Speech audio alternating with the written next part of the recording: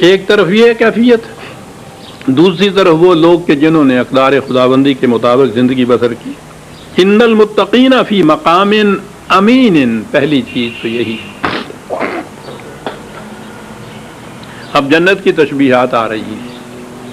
پہلی چیز تو یہ ہے کہ امن نصیب ہو جائے صاحب، اور چاہیے کیا انسان کو. لیکن یہ تو خطرات سے معمونیت ہے نا، اس سے سیکیورٹی کی کیفیت ہے.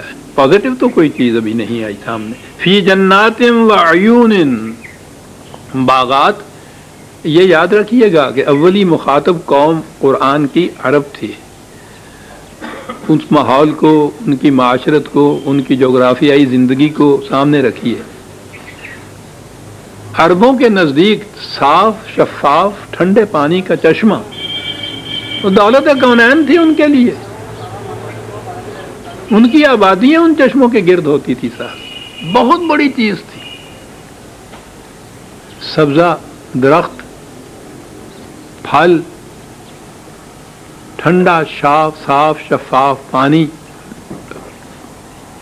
فی جنات و عیون، اور پھر اس کے بعد ان کی نگاہیں ایران اور روما کی سلطنتوں پر پڑتی تھی جا کر.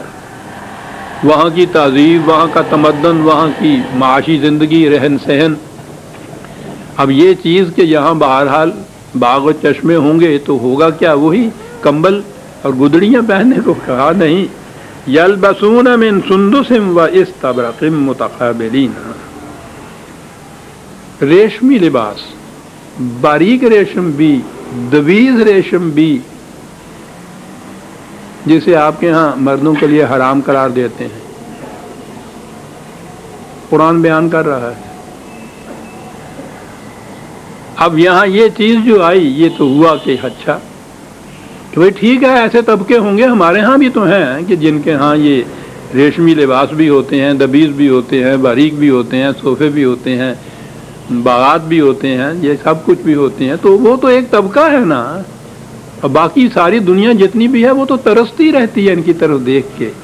کیا طبقاتی تقسیم ہے؟ ایک لفظ ہے عزیزان من، آپ دیکھیے کہ تفصیل بیان ہو رہی ہے ساری اس زندگی کی کہ اس کی فارغ البالیاں، خوشگواریاں کتنی ہیں، لیکن قرآن اصل مقصد جو ہے اس کو نظر انداز نہیں ہونے دیتا. ایک لفظ ہے متقابلین. کسی اور شکل میں بھی آپ بیٹھیے، کچھ آگے ہوں گے، کچھ پیچھے ہوں گے، کچھ پیچھے ہوں گے، کچھ پیچھے ہوں گے. اور اگر آمنے سامنے بیٹھے ہوئے ہوں گے طبقاتی امتیاز اٹھ جاتا ہے. ایک لفظ ساتھ لے آیا قرآن کہ یہ کسی خاص طبقے کی بات نہیں ہے کہ وہ کچھ بیک بینچز ہوں گے، کچھ آگے بیٹھے ہوئے فرنٹ سیٹ والے ہوں گے. یہ صورت نہیں ہے. بیٹھنے، وہ جو دسترخوان کے اوپر آمنے سامنے جیسے بیٹھا جاتا ہے نا، یہ کیفیت ہوتی ہے، اس میں برابری ہوتی ہے، مساوات ہوتی ہے. جنت میں کہیں نہیں ہے کہ یہ سب کچھ جو ہے وہ کسی خاص طبقے کو ملے گا اور دوسرا طبقہ جو ہے وہ اسی طرح سے وہاں بھیک منگوں کا ہی ہوگا. وہ ہر ایک کے لیے ہے. جنتی زندگی کی خصوصیت یہی ہے کہ یہ ساری فراوانیاں اور خوشگواریاں میسر ہوں، ہر ایک کو میسر. کذالک، یہ ہیں وہ دو لفظ جن کے لیے کچھ وقت ضرور چاہیے گا. وَزَوَّجْنَاهُمْ بِحُورٍ عِینٍ، یہ ہے وہ چیز. کہیں بھی دیکھیے ترجمے آپ کو ملیں گے کہ ہم پھر ان کی شادی کر دیں گے، بیاہ دیں گے ان کو، ان کا نکاح کر دیں گے حور عین سے. تو حوروں کے متعلق تو ہمارے ہاں موجود ہی ہے، ہر ایک کے ذہن میں یہ ہے کہ جنت کی وہ وہاں کی کوئی خاص وہ عورتیں ہیں، صاف شفاف آنکھ والی، عین بڑی بڑی آنکھوں والی. تو یہ عورتیں ہی ہیں وہاں کی. زوجناہم، تو عربی والے جانتے ہیں یہ کہ یہ ہم یہاں مردی مراد لیا جائے گا تو عورتوں سے شادی ہوگی نا ان کی.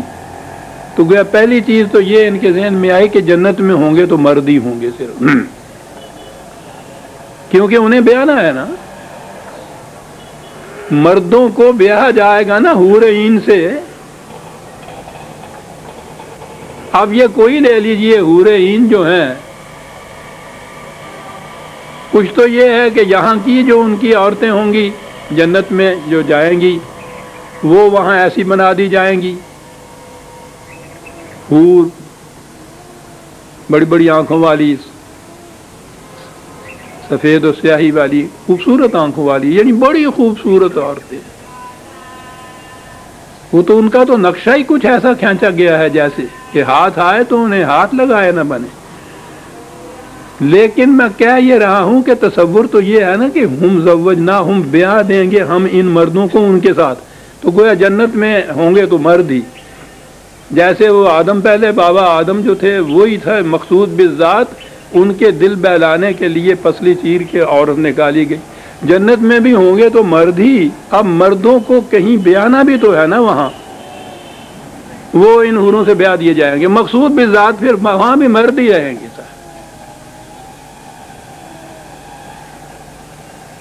سارا تصور ہی غلط ہے. یہ لفظ حور جس کے متعلق ہمارے ذہن میں بھی نہیں آ سکتا کہ یہ مردوں کے لیے بھی لفظ آ سکتا ہے، کبھی ذہن میں نہیں یہ آ سکتا. اس قدر ہمارے ذہنوں میں یہ چیز گہرائیوں تک پہنچائی ہوئی ہے کہ حور تو حور ہے، ہوتی ہے، ہوتا نہیں ہے. یہ عزیزان ایمان دونوں لفظ جو ہیں حور بھی اور عین بھی یہ جمع کے صیغے، اور یہ مرد اور عورت دونوں کے لیے بولے جاتے ہیں عربی زبان میں. ابھی میں عرض کروں گا معنی کیا ہیں. مرد بھی حور اور عین، عورت بھی حور اور عین. یہ حورن جو ہے اس کا ایک واحد ہے احور جو مذکر ہے، اور ایک ہے حوراؤ جو مؤنث ہے. عربی جاننے والوں کے لیے میں یہ دو لفظ کہہ رہا ہوں. یہ مذکر مؤنث دونوں کے لیے جمع کا صیغہ یہ حور آتا ہے، مرد اور عورت دونوں کے لیے. اسی طرح سے یہ جو عینن ہے نا، یہ بھی جمع ہے آینوں کی جو مذکر ہے اور اے ناؤ کی جو مؤنث ہے. تو یہ دونوں لفظ حور اور عین مذکر اور مؤنث دونوں کے لیے آتے ہیں، مردوں کے لیے بھی عورتوں کے لیے بھی آتے ہیں. معنی ان کے کیا ہوتے ہیں؟ ہمارے ہاں بھی اہل لغت نے یہ بات کی.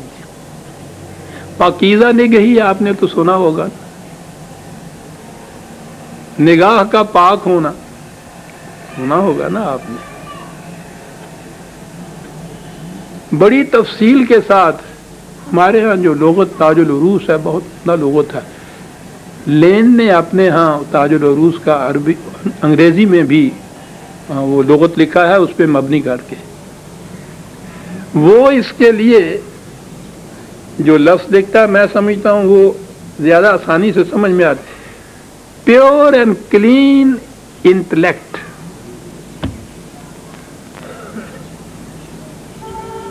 ایسی عقل جو فریب کار نہ ہو، پاکیزہ عقل، صاف شفاف عقل. وہ اقبال نے دو قسم کی عقل بتائی ہے، عقل خود بھی دیگر و عقل جہاں بھی دیگر است. تو عقل خود بھی تو جو ہے جو ہر ایک چیز اپنی منفعت کے لیے ہی چاہے، دوسروں کو دھوکہ دے، فریب کرے، کچھ کرے، اپنی منفعت صرف چاہے. اور عقل جہاں بھی انسانیت کی منفعت چاہنے والی. یہ جو عقل ہے یہ ہے جو حور اور عین کا لفظ جس کے لیے آتا ہے عربی زبان میں. اسی کے لیے اس نے کہا ہے اے خوشاں عقل کے پہنائے دو عالم باد، پہنائے دو عالم باؤس، نور و افرشتہ و سوز دل آدم باؤس.